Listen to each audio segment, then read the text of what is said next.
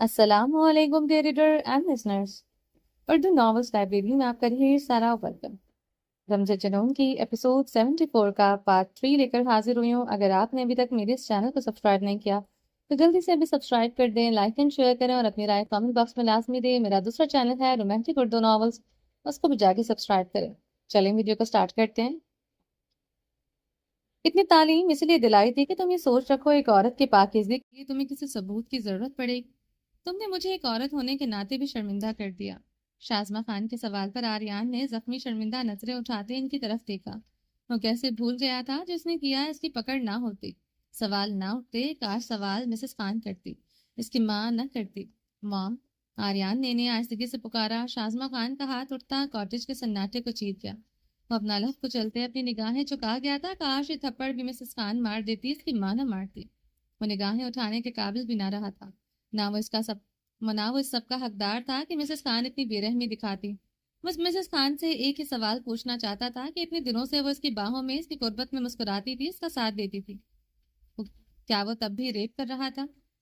کیا اسے اس کی قربت میں وہ پاکیزگی نظر نہیں آئی جو ہر شوہر اور بیوی کے درمیان ہوتی ہے؟ میاں بیوی کی قربت کے پلوں کو خدا نے اتنا پاک بنا دیا کہ اسے عبادت کے ساتھ مشروط کر دیا۔ وہ اس رشتے کی یوں توہین کر رہی تھی، اس کی جھکی سبز آنکھوں سے وہ دو آنسو گرتے اس کاٹیج کی ٹھنڈی زمین کا حصہ بنے تھے۔ وہ سب کچھ کہتی مگر لفظ ریپ اپنے اور اس کے رشتے کے درمیان نہ لاتی۔ اس کا خدا گواہ تھا، اس نے تعلق ظلم سے سکون حاصل کرنے کے لیے اور اپنا رشتہ مضبوط کرنے کے لیے بنایا تھا۔ قربت کے پلوں میں نہ صرف اس سے سکون لیا بلکہ پوری کوشش کی زرمش کو بھی اس کی قربت سے سکون ملے۔ اس کی مرضی کے بغیر وہ اس کے بدن کے کسی حصے کو چھوتا تک نہ تھا۔ وہ قربت کے ان لمحات میں رسپانس دیتی تھی، مچلتی تھی، تڑپتی تھی تو وہ ویسے ہی اسے چھوتا تھا جیسے اس کی خمار زدہ آنکھیں اسے کہتی۔ وہ اس کے پلکوں کے ایکٹ سے اس کی خواہش سمجھ جاتا تھا۔ کیا وہ سب بھی زرمش کا ڈرامہ تھا؟ اس کی سبز آنکھوں میں نیلی وینز ابھرتی جا رہی تھی، ہاتھوں کی مٹھیاں وہ بھیج کر کھول دیتا۔ وہ اپنے جسم کے کھولتے خون پر بمشکل قابو پا رہا تھا۔ اسے لگ رہا تھا جو کسی بھی پل رگوں سے بھڑکتا باہر آ جائے گا۔ آریان، تم فارس خان کے بیٹے ہو کر کیسے یہ کر سکتے ہو؟ یا تمہارے اندر فارس خان کا خون نہیں؟ شازمہ خان نے غصے سے چیخی تھی۔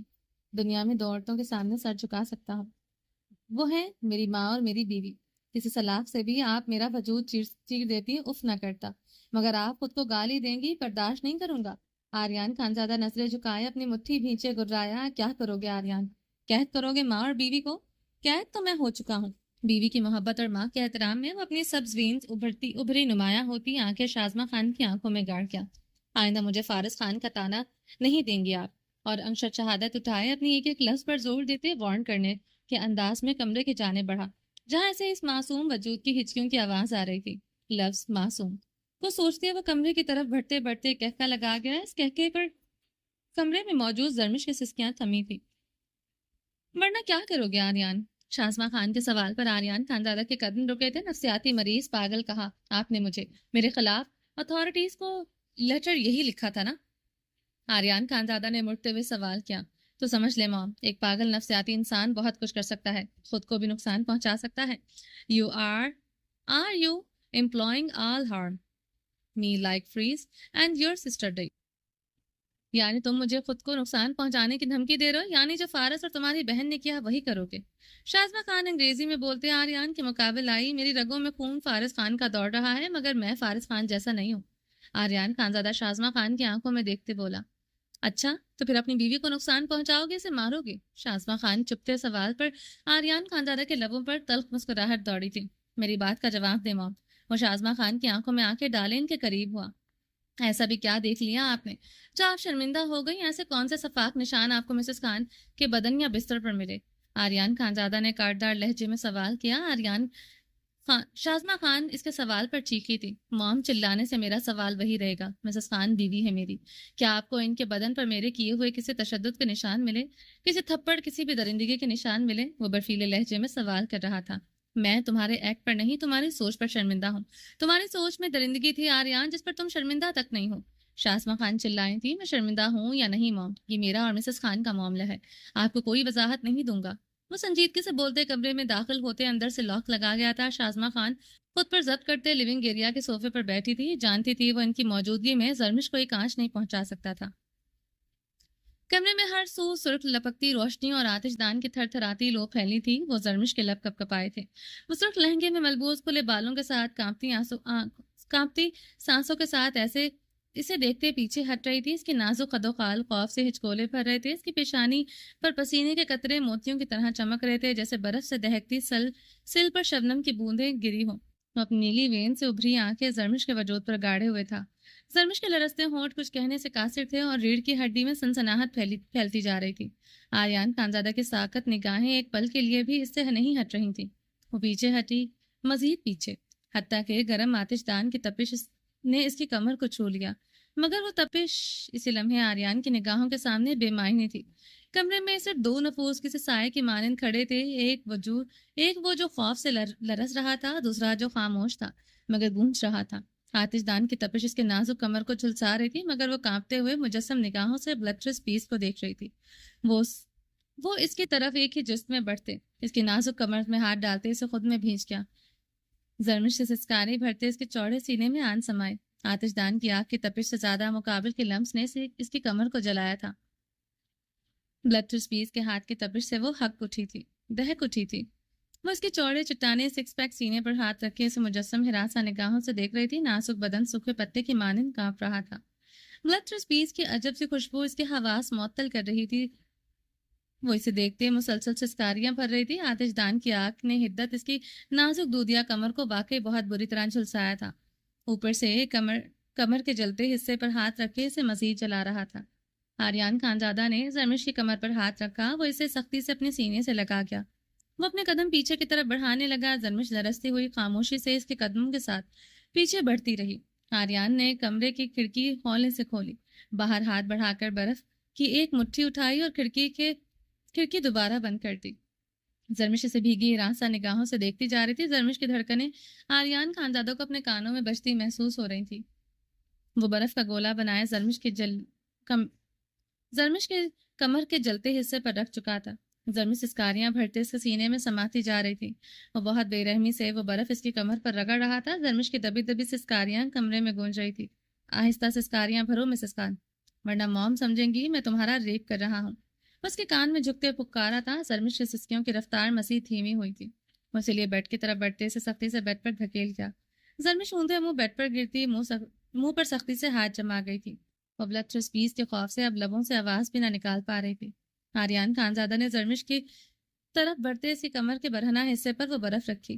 برف اس کی کمر گرم ہاتھ کی حدت سے اور زرمش کے بدن کی حدت پر پگھلتے اب قطروں کی صورت میں زرمش کی برہنہ کمر پر پھسل رہی تھی. زرمش کو یہ برف ٹھنڈک نہیں پہنچا رہی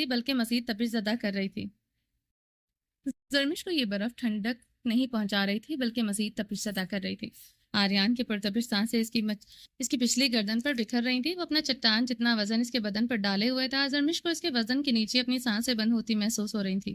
اسے آج پتا چلا تھا آریان خانزادہ کا وزن اتنا زیادہ ہے. اتنے دنوں میں اس نے کبھی اس پر اپنے تمام وجود کا وزن نہیں ڈالا تھا. اس کاٹیج میں گزری پہلی رات بھی نہیں جب وہ درد اور خوف سے اپنے حواس کو بیٹھی تھی، مگر اب اس وزن کے نیچے اس کی سانسیں بند ہو رہی تھی. وہ اس کے ایک جھٹکے سے سیدھا کرتے اپنے تمام وزن اس پر منتقل کر گیا تھا. آریان خانزادہ اس کی گرم سانسوں کی تپش بلاؤز سے نظر آتی اس کی برہنہ گہرائیوں پر بکھر رہی تھی. وہ مجسم بنی سانس روکے ہوئے تھی، مگر جسم بری طرح اچکولے بھر رہا تھا. وہ اس کی دھڑکنوں میں چہرہ چھپائے آنکھیں موندے ہوئے تھا. زرمش کی کنپٹی سے ٹپکتا پسینہ اس کی گردن سے ہوتا ہے اس کی گہرائیوں میں جذب ہو رہا تھا. سکون لینے دو مسز خان، پتہ نہیں اب یہ سکون کب نصیب ہو بھی یا نہیں. وہ مدھم لہجے میں بولتے اس کی گہرائیوں میں گرتے پسینے کو اپنے لبوں سے چننے لگا. زرمش کی سانسیں مزید رکی تھی. وہ بے حد نرمی سے اس کی گہرائیوں کو چومتے ہوئے اس کے پیٹ پر اپنے تشنا لب رکھنے لگا تھا. آریان خانزادہ کے دہکتے پرتپش لفظ اس کے پیٹ سے ہوتے اس کے بدن کے ہر حصے پر سرکنے لگے. وہ اب اس کا لہنگا اوپر کھسکائے اس کی برہنہ پنڈلیوں کو نرمی سے چوم رہا تھا. زرمش تکیے کو اپنی مٹھیوں میں دبوچے مدھم سا سسک رہی تھی. وہ اب اس کے پاؤں کو بے حد نرمی سے چوم رہا تھا. زرمش کی ہیزل گرے آنکھوں کے گوشوں سے آنسو نکلتے تکیے کو بھگوتے جا رہے تھے. اس کے نیچے سے اوپر تک چومتے اس کی کمر میں ہاتھ ڈالتے ایک جھٹکے سے بٹھا گیا. زرمش اٹھ کر بیٹھتے اسے ہراساں نگاہوں سے دیکھنے لگی. اس کی آنکھوں میں خوف دیکھتے زخمی سانسیں گرمی حسرتیں ناکام سے جل جاتے ہیں. ہم چراغوں کی طرح شام سے جل جاتے ہیں. شمع سے جس آگ میں جلتی ہے نمائش کے لیے ہم اسی آگ میں گمنام سے جل جاتے ہیں.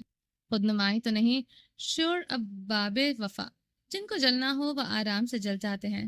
بس نکلتے ہیں اگر آتش سیال سے ہم شعلہ عارض گلفام سے جل جاتے ہیں. جب بھی آتا ہے میرا نام تیرے نام کے ساتھ، جانے کیوں لوگ میرے نام سے جل جاتے ہیں. فتیل شفائی.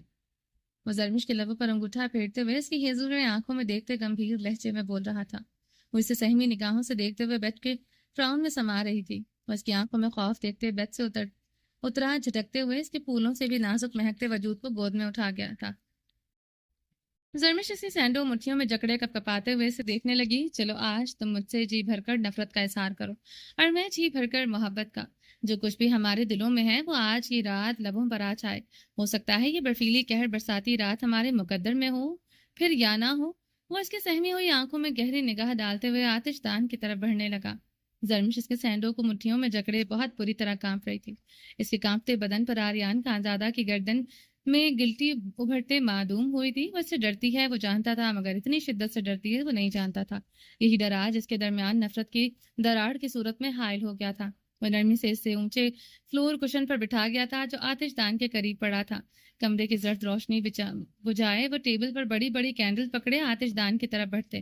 وہ بڑی بڑی بے حد خوبصورت کینڈل جلانے لگا. کمرے میں اب موم بتیاں اور آتش دان چل رہا تھا. کینڈلز اور آتش دان کی جلتی روشنی اور جلتی لکڑیوں کو تڑتڑاہٹ کمرے کو خوفناک بنا رہی تھی. وہ زرمش کی طرف بڑھتے اس کے قدموں میں بیٹھتے اپنا سر اس کی لہت میں رکھ گیا تھا. زرمش کا سر گود میں رکھنے پر لرزی تھی. وہ اس کے لرزنے پر مدھم سا ہنستے ہوئے اس کے لیب کو نرمی سے چومنے لگا. وہ مسلسل لرز رہی تھی. اتنا ڈرتی کیوں ہو مجھ سے مسز خان؟ تھپڑ مارے اس لیے؟ آریان نے اس کے گال پر نرمی سے انگوٹھا پھیرتے استفسار کیا. نہیں. وہ سسکاری بھرتے سر نفی میں ہلا گئی. ہیزل گرے آنکھوں سے موتی ٹوٹ کر گلاب گالوں پر پھسل گئے. پھر وہ اس کے عارض پر سیال مادہ گرتا دیکھ کر ضبط سے مسکرایا. مڈ نائٹ کو مارا تھا؟ وہ بھیگے لہجے میں بولی. وہ تو تمہارے لیے مارا تھا ورنہ مڈ نائٹ مجھے بہت پیارا تھا. وہ مدھم سا ہنسا. مڈ نائٹ کی قبر کھدوائی تھی. وہ شدت سے رو دی تھی. میں نے بھی تو کھودی تھی. تمہیں تو مڈ نائٹ کو ٹچ بھی نہیں کرنے دیا تھا. وہ ضبط سے وضاحت دینے لگا. بارش ہو رہی تھی. مڈ نائٹ بہت خوفناک لگ رہا تھا. تم سے بھی زیادہ خوفناک لگ رہے ہو تھے. تو تمہاری آنکھوں کی وحشت نہیں بھول سکتی. وہ ٹوٹے لفظوں سے بول رہی تھی. میری آنکھوں میں تمہیں درد کبھی نظر نہیں آیا؟ آریان نے نرمی سے اس کے گالوں سے آنسو اپنی ہتھیلی سے صاف کرتے پوچھا. نہیں.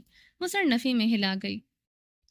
جس کا درد ہوتا ہے وہ اسی کا درد ہوتا ہے. پتہ نہیں ہم کیوں دوسروں سے ایکسپیکٹ کرتے ہیں کہ وہ ہمارے درد کو سمجھیں.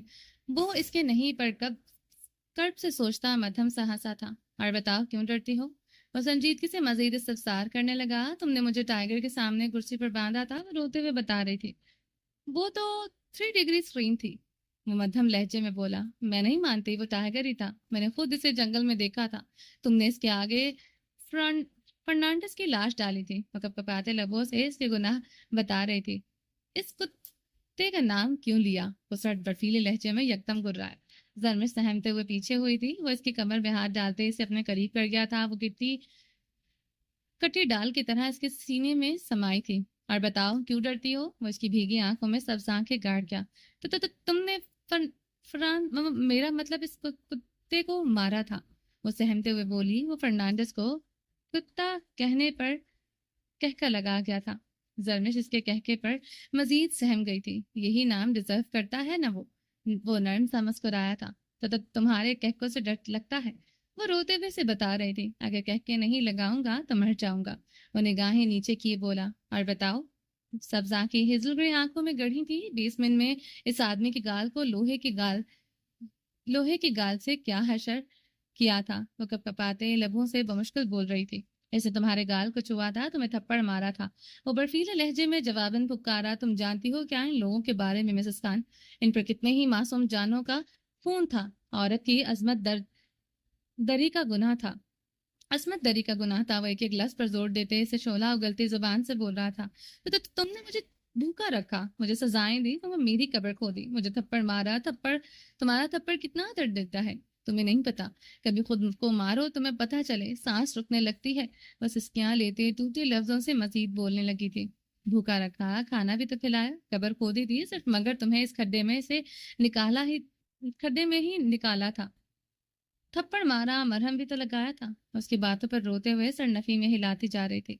इसकी कोई वजाहत इस पर असर नहीं कर रही थी। वक्त गुजर गया था। मुझे थप्पड़ मारे, मुझे डराया, मुझे धमकाया। जो वक्त मेरा साहिर की बेवा बनकर गम मनाने का था, वो तुम्हारे खौफ में गुजर गया। साहिर के नाम पर वो दांत पर दांत जमाए निगाहें नीची कर गया था।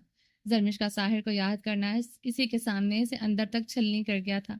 वो लफ्ज रेपिस जो कुछ देर पहले जरमिश के लबों से निकला था, इतना नहीं चुभा था जितना आज इसका किसी और मर्द के लिए यूं तड़पना इसे निगाहें झुकाने पर मजबूर कर गया था। कहने वाला कह जाता है, सुनने वाला जिस दर्द से गुजरता है वो काश कहने वाले को भी पता होता। मुकाबिल के सब लफ्जों में इस जुमले से इसे सबसे ज्यादा अपने वजूद से दर्द उतरता महसूस हुआ था। वो कह गई, मगर जिसने सुना इसका दिल आखिरी हद तक टूट गया था, मगर टूटने की आवाज ना सदा मुकम्मल तक पहुंची थी। मुझे इतना डराया था तुम्हारे दहशत, तुम्हारे खौफ से कि मैंने जेके को अपनाना चाहा। इसके साथ साथ समंदर पार चली गई। अगर तुम ना आते तो कौन होता मेरी तबाही का जिम्मेदार? तो तुम्हारी वजह से मेरा ईमान दांव पर लग गया। वो इस सब का कसूरवार भी इसे ठहरा रही थी। वो इसके लिए अपनी जान से गुजर गया, इसे एहसास तक ना था। तुम्हें लगता है मेरे जिंदा रहते कोई तुम्हें आंच पहुंचा सकता है? आर्यान खानजादा ने संजीदगी से सवाल दागा। नहीं, मगर तुम मुझे आग में झोंकते हो, मेरा वजूद इस आग में जलता है, मगर तुम तक फिर भी तपिश नहीं पहुंचती। वो सिसकते हुए कांपते हुए सब कह रही थी, मेरे दिन मेरी रातें तुम्हारी वहशत के साए, तुम्हारे कहकों की गूंज में गुजरे। फिर भी पूछते हो मैं डरती क्यों हूँ, नफरत क्यों करती हूँ? वो लब भींची अपना सवाल बदल गया। मजीद सुनने की सकत न थी, सुन नहीं सकोगे, क्योंकि कहने वाला कह जाता है, सुनने वाला जिस अजियत से गुजरता है वो कहने वाले को भी पता नहीं होता। वो तल्खी से भीगा सा मुस्कुराई थी। मुकाबिल के लफ्जों पर आर्यान खानजादे की रंगत सुर्ख हुई थी। वो कुछ लम्हे पहले यही सोच रहा था, वो जो लफ्जों की सूरत में जुबान पर ले आई थी, यानी कभी मुकाबिल का दिल भी टूटा था, तब सदा तो इस तक भी ना पहुंची थी। कहो, वो बमुश्किल बोलते इसकी आंखों में अपनी आंखें गाड़ गया। पूरी कायनात में तुम ही एक लड़की हो जिसके साथ आर्यान खानजादा का हलाल ताल्लुक कायम हो सकता है। ना हराम। ऐसे कभी बोले गए लफ्ज शदोमत से दोहरा गई थी। वो खाली खाली नजरों से ते देख रहा था। वो वाकई में भूल चुका था इसने ये लफ्ज कभी कहे थे। ये लफ्ज तो सूर की माने तब इसके समातों में सुनाई दे रहे थे। तुम्हारे नापाक वजूद के साथ आर्यान फारिस खानजादा कभी भी कोई अपना ताल्लुक कायम नहीं करेगा, और ये आर्यान खानजादा का वादा है। आर्यान खानजादा अपने अहद से कभी नहीं फिरता। ये लफ्ज शीशे की तरह अपनी समातों में उतरते महसूस हुए।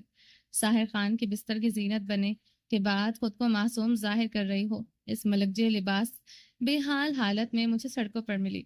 इन लफ्जों पर तो वो मर गया था। शक्ल से मासूम नहीं लगती तुम तो बातें भी मासूम करती हो। क्या कह रही थी? तुम्हारे शौहर ने तुम्हें आज तक नहीं छुआ?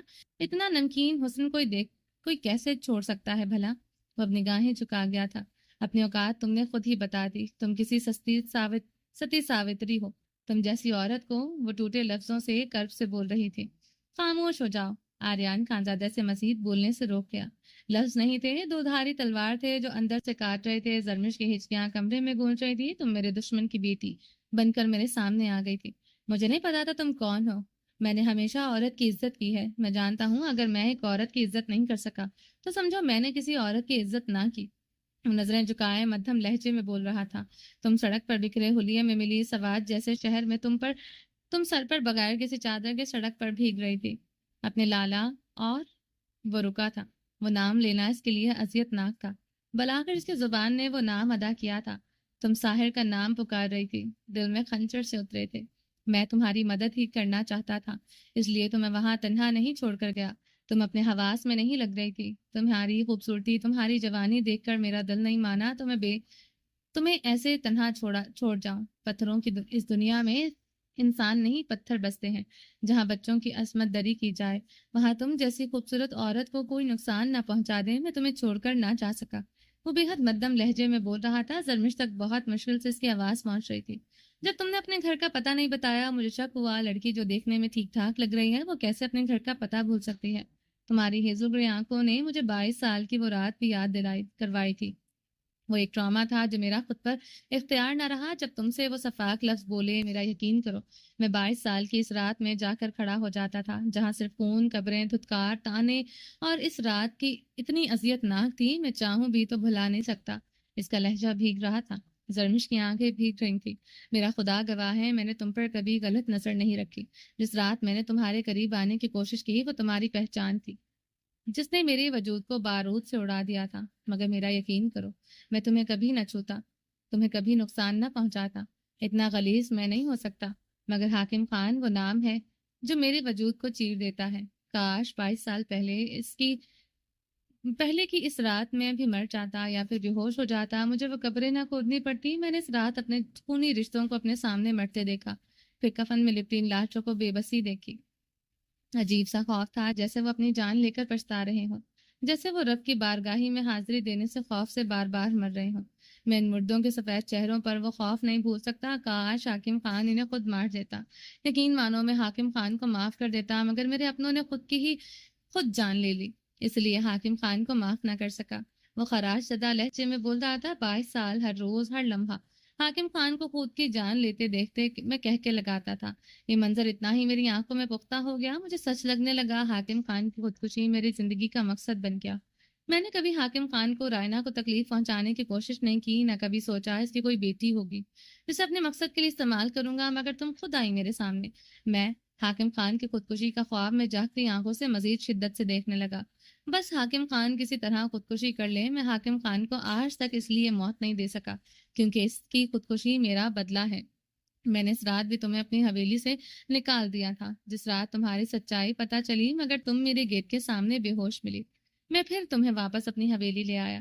ارادہ حاکم خان سے بدلہ نہیں، تمہاری عزت کو کوئی نقصان پہنچتے نہیں دیکھ سکتا تھا۔ تمہاری حالت ایسی نہیں تھی، تمہیں تمہاری حویلی پہنچاتا، مگر اس رات کے بعد میرا یقین اس بات پر اور پختہ ہو گیا۔ تم گھر سے ساحر کے لیے بھاگی تھی۔ جو لڑکی اتنے دن سے اپنے گھر اپنے باپ کا پتہ نہ بتا سکی، اس رات کیسے بتا دیا؟ میرے ٹراما نے مجھے تم پر یقین ہی نہیں کرنے دیا۔ تم ایک غلط لڑکی نہیں بلکہ حاکم خان کی بیٹی تھی، میری نگاہوں میں دشمن کی بیٹی۔ غلط تم خود ہی ہوتی چلی گئی۔ تمہاری رگوں میں دوڑتا خون تمہیں گناہ گار میری نظروں میں بناتا تھا۔ اب وہ نگاہیں اٹھائے اس کی بھیگی آنکھوں میں دیکھ رہا تھا، تمہیں تھپڑ مار کر بہت پچھتا رہا تھا۔ اس ایک تھپڑ کی وجہ سے تمہیں خود سے نہ دور کر پایا۔ تمہارے گال پر اپنے مارے گئے تھپڑ کے نشان کو دیکھتے ہوئے میں تڑپتا، اپنی تڑپ اپنے غلیظ لفظوں میں چھپاتا۔ میرے لیے یہ ایک زمین میں گڑ جانے کا مقام تھا، یہ گناہ تھا حاکم خان کی بیٹی کے لیے تڑپنا۔ میں اپنی نفرت تم پر نکالتا رہا، دن بدن ساحر نام سے اس دن انسیکیور ہونے لگا، اسے جلنے لگا۔ تمہارے لب سے اس کا نام ادا کرتے میں جل کر راکھ ہو جاتا تھا۔ میں مزید تم سے نفرت کا پرچہ کرنے لگا۔ حاکم خان کی بیٹی کے لیے میں آخر کیوں پوزیسو ہو رہا تھا؟ کیوں مجھے مزید ڈرامہ کی طرف دھکیلنے لگا؟ میں مزید پاگل ہونے لگا۔ وہ اب ہنسا تھا۔ موم ٹھیک کہتی ہیں، میں پاگل ہوں۔ 22 سال کی اس رات نے میرے اندر کے پاگل پن کو بڑھایا۔ ہر انسان پاگل ہوتا ہے مگر وہ اپنے اندر کی کمزوریوں پاگل پن پر قابو پا لیتا ہے، مگر میں اپنے اندر کے پاگل پن پر قابو نہ پا سکا۔ وہ اسے بھیگی آنکھوں سے دیکھتے مدھم سا ہنس رہا تھا۔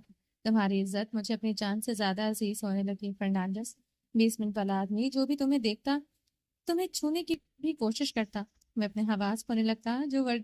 جس ڈیوٹی کے لیے میں نے اذیتیں سہی، خود کو قربان کیا، پوری سچائی کے ساتھ اپنے ملک کی ہر امانت کو اپنی جان سے عزیز رکھا، مگر تمہارے لیے وہاں بھی کمزور پڑ گیا۔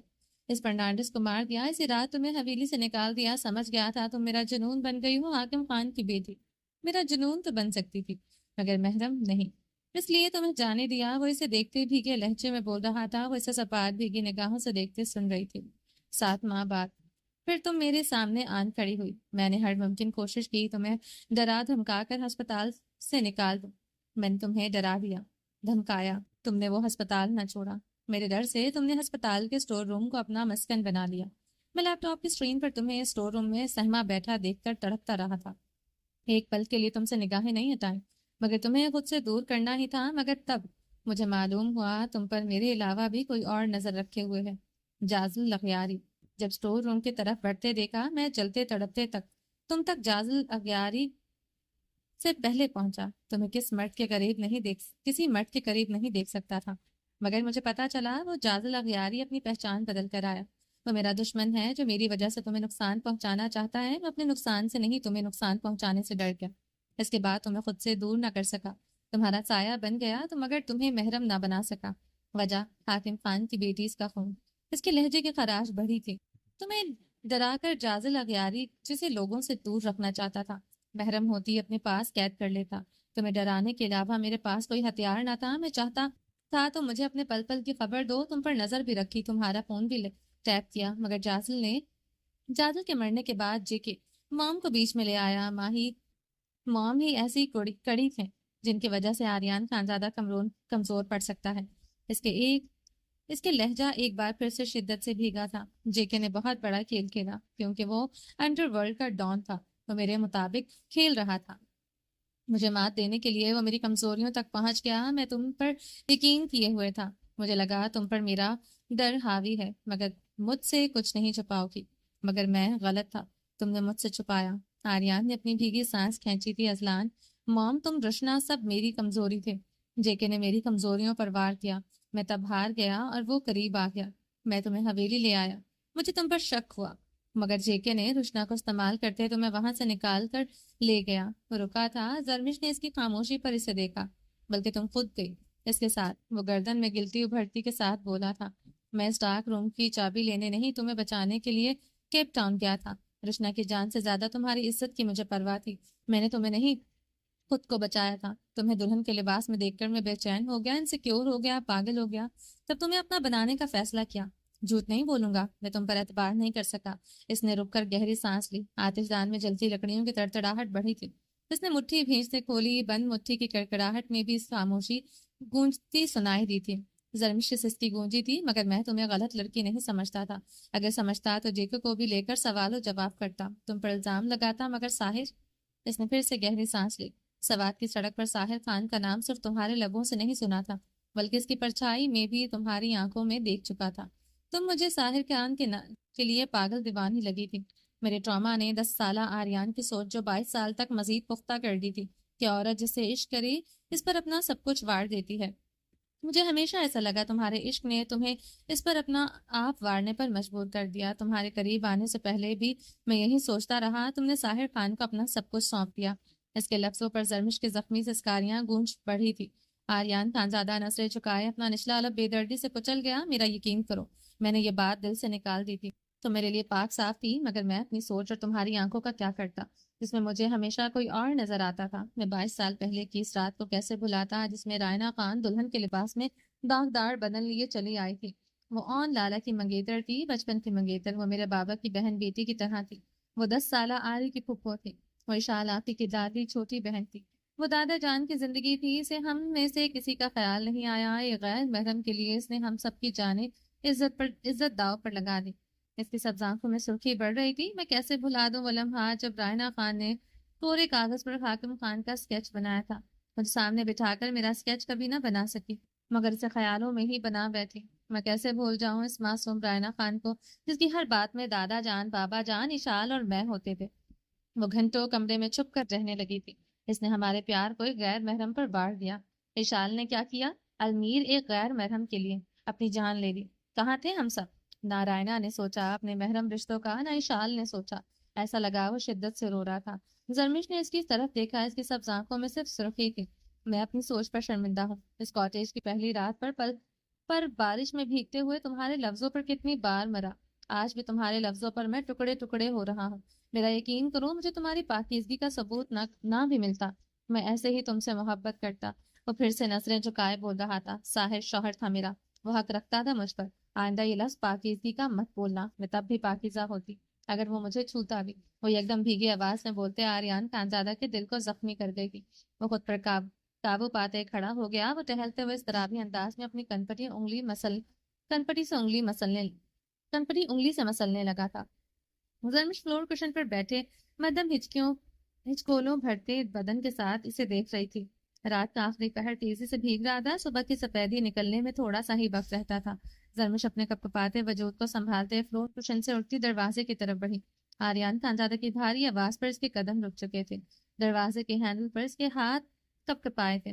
اسلام میں شوہر بیوی کا تعلق خاص طور پر جسمانی قربت, ایک پاکیزگی اور فطری رشتہ سمجھا جاتا ہے. اسے اللہ تعالیٰ نے محبت, سکون اور رحمت کی بنیاد پر قائم کیا ہے. اس تعلق کو عبادت کے درجے میں بھی رکھا گیا ہے. وہ بھاری آواز میں بول رہا تھا. قرآن مجید میں ارشاد ہے کہ اس کی نشانیوں میں سے ہے کہ اس نے تمہارے لیے تمہارے ہی جنس کی بیوی پیدا کی تاکہ تم اس سے سکون حاصل کر سکو, اور اس نے تمہارے درمیان محبت اور رحمت رکھ دی. وہ سورہ الروم کی آیات نمبر 21 دہرا رہا تھا۔ اس کی آواز بھیگی ہوئی تھی، تم شوہر نہیں ہو، شوہر ایسے نہیں ہوتے۔ وہ بھیگی آواز میں بولتے باہر نکل گئی۔ آریان خانزادہ اس کے لفظوں پر کافی دیر سناٹے میں کھڑا رہا، کہنے کو کچھ بچا نہ تھا۔ اس نے سنا تھا اور صفاقی پر اتر آئے، اسے بڑا بے رحم کوئی نہیں ہوتا۔ آج وہ ان لفظوں پر شد و مت سے یقین کر چکا تھا۔ وہ خود پر قابو پاتے بیڈ پر پڑا اسکن کلر کا سنگل کمبل اٹھایا، لیونگ روم میں آیا، زرمش شازمہ خان کی کلائی پکڑے صوفے پر بیٹھی تھی، وہ ابھی بھی کانپ رہی تھی۔ آریان میں زرمش کو لے کر جا رہے۔ شازمہ خان چپات لہجے میں بولتی کھڑی ہوئی تھی۔ بتا کر کیوں؟ بتا، تو میرے بغیر بتا کر آئی تھی؟ بقول آپ کے مسز خان کے میرا میری بیوی پر کوئی حق نہیں، وہ زخمی لہجے میں بولتے۔ شازمہ خان کی طرف بڑھتے ان کی پیشانی پر لفظ لگ گیا تھا۔ شازمہ خان نے آریان کے لمس پر آنکھیں موندے، آنسو اپنے اندر اتارے تھے۔ وہ خود کو ایک بری ماں قرار دے چکی تھی، یہ جان لیوا احساس آریان کے لمس پر مزید شدت اختیار کر گیا تھا۔ زرمش شازمہ خان کے ساتھ چپکی کھڑی تھی۔ آریان خانزادہ نے اسے بازو سے پکڑ کر شازمہ خان سے دور کیا تھا، ہاتھ میں پکڑا سنگل کمبل اس کے وجود پر اچھی طرح اڑایا۔ تم مجھے اپنا شوہر نہیں مانتی مسز خان، مگر تم میری بیوی ہو اور مرتے دم تک رہو گی۔ تم سے لا تعلق دستبردار کبھی نہیں ہوں گا۔ اگر تمہیں کھو دیا تو 22 سال بعد جو سکون ملا ہے اسے محروم ہو جاؤں گا۔ پوری کائنات کا زور لگا لو، یہ بندھن تو توڑ نہیں پاؤ گی۔ وہ اسے اپنے قریب کرتے اس کے کان میں سرگوشی کر گیا تھا۔ زرمش اسے بھیگی نگاہوں سے دیکھتے اس سے دور ہوتے شازمہ خان کی کلائی جکڑ گئی۔ شازمہ خان زرمش کو لیے بیرونی دروازہ کھولتی نکل گئی تھی۔ لالا، زرمش حیدر خان کو دیکھتے بھاگتے ہوئے روتے ہوئے اس کی طرف بڑھی۔ زرمش میرا بیٹا، وہ بھی تیز تیز قدموں سے اس کی طرف بڑھتے اسے اپنے سینے سے لگا گیا تھا۔ لالا، وہ روتے ہوئے حیدر خان کے سینے سے لگی ہوئی تھی۔ پولیس اہلکار کی نفری مستعد چوکنا سی ارد گرد کھڑی تھی۔ آریان خانزادہ لیونگ روم کی گلاس وال سے اسے دیکھ رہا تھا، اس کی چاکلیٹی سلکے بالوں کو نم نگاہوں سے دیکھ رہا تھا۔ اپنی قربت اپنی باہوں میں ان بالوں کی نرماہٹیں اپنے گالوں پر محسوس کرتے حواس کھونے لگتا تھا۔ یہی سوچا تھا مسز خان کے بالوں پر اب وہ کسی کی نظر نہیں پڑنے دے گا۔ وہ لمحے جو ہم نے گزارے تھے اب یاد بن کر دل میں رکے ہیں، مگر وہ تمہاری گمشدگی کا دکھ اب تکلیف بن کر میری آنکھوں میں رکے ہیں۔ اس کی سب آنکھوں سے آنسو بہ رہے تھے۔ وہ 22 سال بعد جب بھی رویا تھا صرف اس عورت کی وجہ سے رویا تھا جسے اس نے کبھی محبت تو کیا ہمدردی بنا ہوئی تھی۔ حیدر خان شازمہ خان سے کچھ کہہ رہا تھا۔ شازمہ خان سر ہلاتے زرمش کی کلائی پکڑے وہ خستہ حال پل کراس کر گئی تھی۔ اس کی ماں اس کا دل اس کے پہلو سے نکال کر لے جا رہی تھی۔ وہ گلاس وال پر پردے کھسکا گیا تھا، وہ مزید نہیں دیکھ سکتا تھا۔ وہ گلاس وال سے ٹیک لگائے نیچے بیٹھتا چلا گیا۔ اس عورت کا دیا درد بے حد زیادہ تھا، ناقابل برداشت۔ 22 سال پہلے کی رات بھی قیامت تھی، 22 سال کے بعد کی آج کی رات بھی قیامت تھی۔ آج وہ پھر اس عورت کی وجہ سے مات کھا گیا تھا۔ وہ سوچ ہی نہ سکا تھا پولیس کی بھاری نفری اور حیدر خان ادھر کیوں رکے ہوئے ہیں۔ وہ آنکھیں موندے زمین پر بیٹھے گلاس وال سے ٹیک لگائے ہوئے تھا۔ گولیوں کی گونج سے ایک کاٹیج پھر سے گونج اٹھا تھا۔ بھاری نفری اندر داخل ہوئی تھی، اس پر بندوقیں تان دی گئی تھی۔ وہ اپنی سبز آنکھیں کھولے انہیں دیکھ رہا تھا۔ وہ اس کے گرد اپنی پسٹلز تانے کھڑے تھے۔ آریان خانزادہ کا بلند و بانگ کہتا گونج اٹھا تھا۔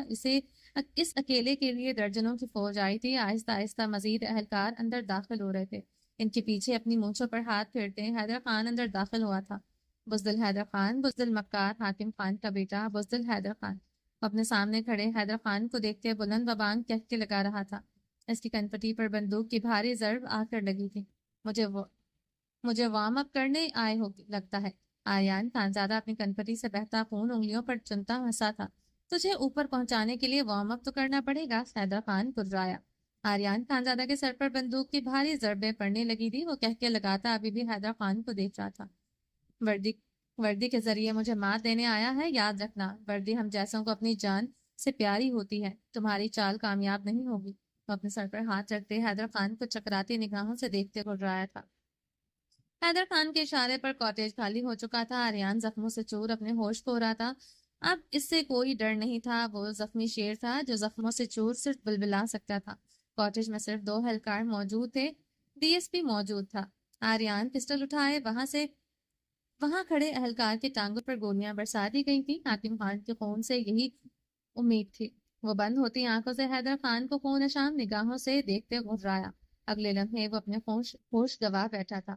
حیدر خان مسکراتے ہوئے وہ کاٹیج خالی کر گیا۔ اس کے باہر آنے پر کاٹیج میں زوردار دھماکہ ہوا تھا۔